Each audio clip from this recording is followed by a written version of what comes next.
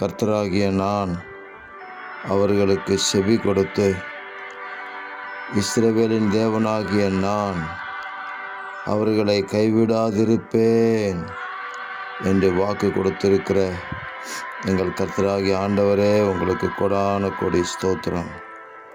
எங்களுக்கு செவி கொடுக்கிறவர் நீர், எங்களுக்கு பதில் கொடுக்கிறவர் நீர், எங்களுக்காக யுத்தம் பண்ணுகிறவர் நீர். உமக்கு கொடான கோடி ஸ்தோத்திரங்கள்.